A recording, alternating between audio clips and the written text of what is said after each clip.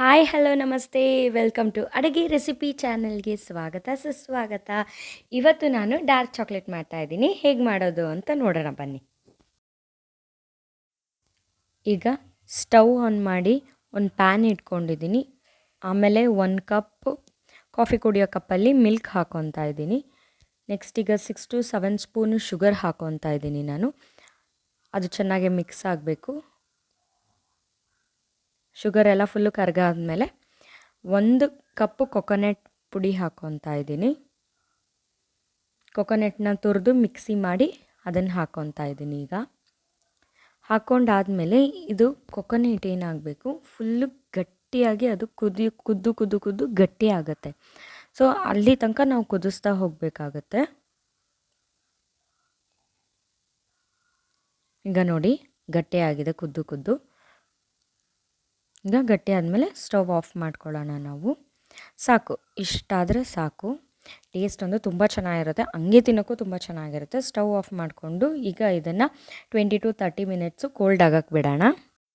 ಈಗ ಇದನ್ನು ನಾನು ಮಾಡ್ಕೊಂಡಿರೋದು ಡಾರ್ಕ್ ಚಾಕ್ಲೇಟ್ ಒಳಗಡೆ ಸ್ಟಫಿಂಗಿಗೆ ನಾನು ಮಾಡ್ಕೊಂಡಿರೋದು. ತುಂಬ ಟೇಸ್ಟಿಯಾಗಿರುತ್ತೆ ಇದು.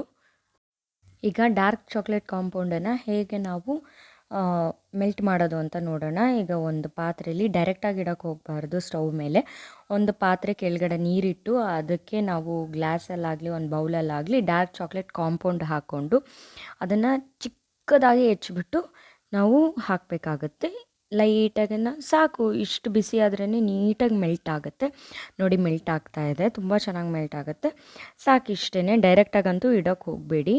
ಈ ಥರನೇ ಇಂಡೈರೆಕ್ಟಲ್ಲಿ ನಾವು ಚಾಕ್ಲೇಟ್ನ ಬಿಸಿ ಮಾಡಬೇಕಾಗತ್ತೆ, ಆವಾಗ ಅದು ಮೆಲ್ಟ್ ಆಗುತ್ತೆ. ಏನೊಂದು 5 ಮಿನಿಟ್ಸಲ್ಲೇ ಬೇಗ ಮೆಲ್ಟ್ ಆಗೋಗ್ಬಿಡುತ್ತೆ ಡಾರ್ಕ್ ಚಾಕ್ಲೇಟು.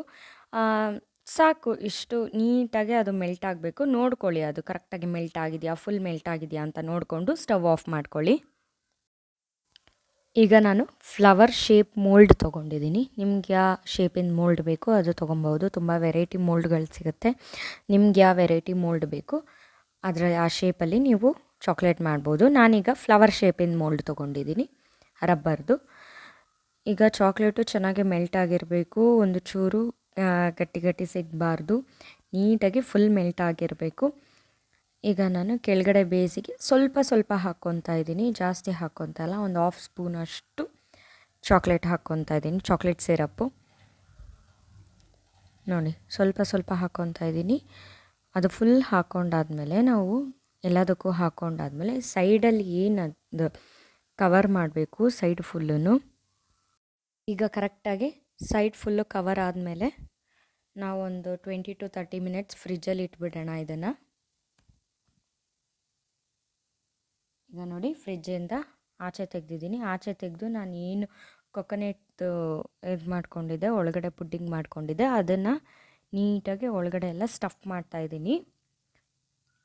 ಈಗ ನಾನು ಡ್ರೈ ಫ್ರೂಟ್ಸ್ ಸ್ಟಫಿಂಗ್ ಕೂಡ ಮಾಡ್ಕೊತಾ ಇದ್ದೀನಿ. ಅದಕ್ಕೆ ನಾನು ಗೋಡಂಬಿ, ದ್ರಾಕ್ಷಿ, ಪಿಸ್ತಾನ ಯೂಸ್ ಮಾಡ್ಕೊಂಡಿದ್ದೀನಿ.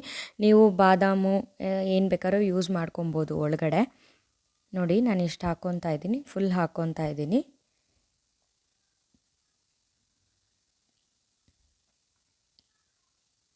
ನೀಟಾಗಿ ಇದೆಲ್ಲ ಹಾಕ್ಕೊಂಡಾದ್ಮೇಲೆ ನಾವು ಚಾಕ್ಲೇಟ್ ಸಿರಪ್ ಏನು ಮೆಲ್ಟ್ ಮಾಡಿ ಇಟ್ಕೊಂಡಿರ್ತೀವಿ ಅದನ್ನು ಮೇಲ್ಗಡೆ ಫುಲ್ ಹಾಕ್ಕೊಬೇಕಾಗುತ್ತೆ. ನೀಟಾಗಿ ಹಾಕ್ಕೊಬೇಕು. ಒಂದೊಂದು ಕಡೆ ಮತ್ತೆ ಹಾಕ್ಕೊಂಡಿಲ್ಲ ಅಂತಂದರೆ ನಾವು ತೆಗಿಬೇಕಾದ್ರೆ ಒಡೆದೋಗೋ ಚಾನ್ಸಸ್ ಇರುತ್ತೆ. ಸೊ ನೀಟಾಗಿ ನೋಡಿ ಹಾಕ್ಕೊಳ್ಳಿ ನೀವು.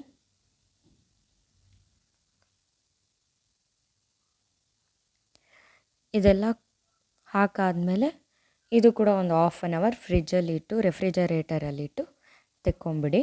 ತೆಕ್ಕೊಂಡಾದ್ಮೇಲೆ ನಾನು ಈ ಥರ ಮೇಲ್ಗಡೆ ಡೆಕೋರೇಷನ್ಸ್ ಮಾಡ್ಕೊಂಡಿದ್ದೀನಿ ಚಾಕ್ಲೇಟಿಗೆ. 10 ರೂಪೀಸ್ದು ಮಿಲ್ಕಿ ಬಾರ್ ಚಾಕ್ಲೇಟ್ ಬರುತ್ತಲ್ಲ, ಅದನ್ನು ಮೆಲ್ಟ್ ಮಾಡಿಕೊಂಡು ಅದ್ರ ಮೇಲೆ ಈ ಥರ ಡಿಸೈನ್ ಮಾಡಿಕೊಂಡು ಸ್ವಲ್ಪ ಚಾಕ್ಲೇಟು ಮತ್ತು ಡ್ರೈ ಫ್ರೂಟ್ಸ್ ಹಾಕ್ಕೊಂಡಿದ್ದೀನಿ. Thank you so much for watching this video. ಹೀಗೆ ನನ್ನ ವಿಡಿಯೋನ ಲೈಕ್ ಮಾಡಿ, ಶೇರ್ ಮಾಡಿ, ಕಮೆಂಟ್ ಮಾಡಿ, ಸಬ್ಸ್ಕ್ರೈಬ್ ಮಾಡಿ. ಪ್ಲೀಸ್ ಸಬ್ಸ್ಕ್ರೈಬ್ ಮಾಡೋದನ್ನು ಮರಿಬೇಡಿ. ಸೊ ಹೇಗಿತ್ತು ಅಂತ ಕಮೆಂಟ್ ಬಾಕ್ಸಲ್ಲಿ ತಿಳಿಸಿ. ತುಂಬ ಟೇಸ್ಟಿಯಾಗಿರುತ್ತೆ, ಟ್ರೈ ಮಾಡಿ ಮನೇಲಿ. Thank you.